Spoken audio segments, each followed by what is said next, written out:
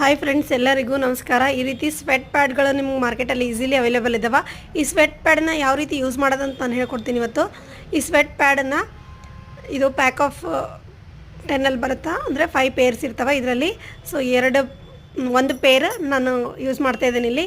ಇಲ್ಲಿ ಹಿಂದ್ಗಡೆ ಈ ಥರ ನಿಮಗೆ ಗಮ್ ಕೊಟ್ಟಿರ್ತಾರೆ. ಈ ಒಂದು ಪೇಪರ್ ಈ ಥರ ರಿಮೂವ್ ಮಾಡಿದ್ರೆ ಗಮ್ಸ್ ಬರುತ್ತಲ್ಲಿ. ಆ ಗಮ್ಮನ್ನು ನೀವು ಇಲ್ಲಿ ಈ ಥರ ನೋಡ್ರಿ, ಬ್ಲೌಸನ್ನು ಉಲ್ಟಾ ಮಾಡಿಕೊಂಡು ಇಲ್ಲಿ ಪೇಸ್ಟ್ ಹಚ್ಕೋಬೇಕಾಗುತ್ತೆ. ಇದು ಈಸಿಲಿ ರಿಮೂವಬಲ್ ಐತೆ, ಹಾಗೇನ ಫಿಕ್ಸ್ ಆಗಂಗಿಲ್ಲ. ಇದು ನೀವು ವಾಶ್ ಮಾಡಬೇಕಾದ್ರೆ ರಿಮೂವ್ ಮಾಡ್ಕೋಬೋದು.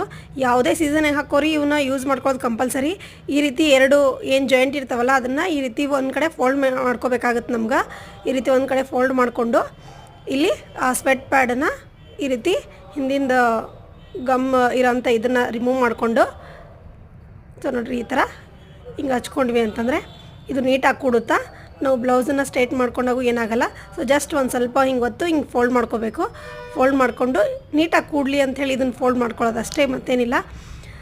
ಇದನ್ನು ಹಿಂಗೆ ಉಲ್ಟಾ ಸೀದಾ ಮಾಡ್ಕೊಂಡು ನಿಮಗೆ ತೋರಿಸ್ತೀನಿ ನೋಡ್ರಿ. ಇಲ್ಲಿ ಈ ಥರ ಇದು ನಾವು ಸೀದಾ ಮಾಡ್ಕೊಂಡಾಗ ಅದು ನೀಟಾಗಿ ಅಲ್ಲೇ ಕುಂತಿರುತ್ತೆ. ನಾವು ಹಾಕ್ಕೊಂಡಾಗೂ ಕೂಡ ಏನು ನಮಗೆ ಅಲ್ಲಿ ಇಲ್ಲಿ ಶೇಕ್ ಆಗಂಗಿಲ್ಲ ಅದು. ಸೊ ಈ ಥರ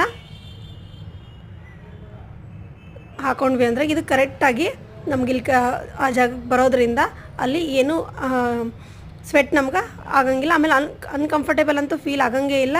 ಕಂಫರ್ಟೇಬಲ್ ಆಗಿರುತ್ತೆ. ಯಾವ ಸೀಸನ್ಗೆ ಬೇಕಾದರೂ ಹಾಕೋಬೋದು. ಈ ಥರ ಯೂಸ್ ಮಾಡಿಕೊಂಡು ನೀವು ನಮ್ಮ ಬಟ್ಟೆ ಹಾಳಾಗದಂತೆ ತಡಿಬೋದು. ಸೊ ಇವನ್ನ ಯೂಸ್ ಮಾಡೋದನ್ನು ಮರಿ